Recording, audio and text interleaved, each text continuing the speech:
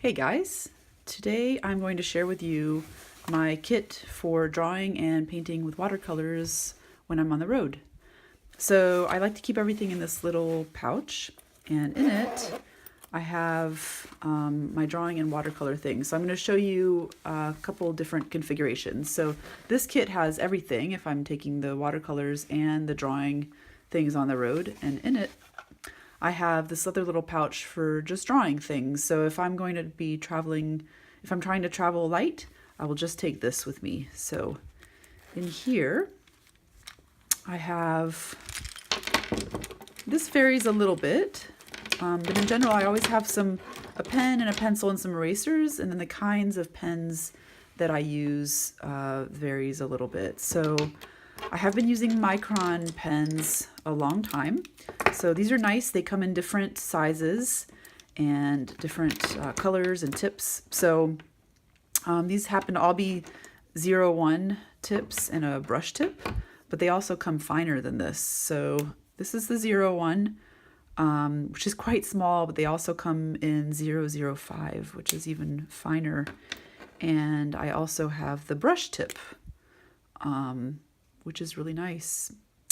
So with these, I also have these Stadler pens that I like right now. And this ballpoint pen, it's just a Pilot and it is refillable and I really like it. It makes a really nice line. I've been using this for a couple of years now. And then I have a few pencils. So I happen to have an HB here and a couple of 2Bs, which make a little bit of a richer mark. I tend not to travel with bigger B numbers than this, so they go up to like 9B, but I find that they smudge a lot, so they're not great for sketchbooks. So I usually don't take more than like maybe a 4B on the road. And then I have a few different kinds of erasers. So I have the click eraser for erasing into small spots, and the pink eraser, which is harder and also good for getting into smaller areas, and the kneaded eraser, which is very soft and malleable for getting broader areas more easily. And then my little pencil sharpener that I travel with. So these are the drawing things that I will take in this little pouch. This is something I usually have on me pretty much all the time. And then if I am also going to be doing watercolor, I will also take this little kit.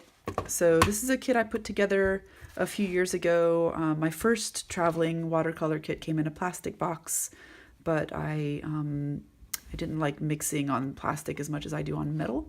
So I'll show you that in a second. And I carry a little water container. This is Nalgene makes these, and it's really strong. And it closes really tightly, so there's no leakage with this. And I always have just a paper towel for when I'm painting and need to soak up water for my brush or just fix little mistakes.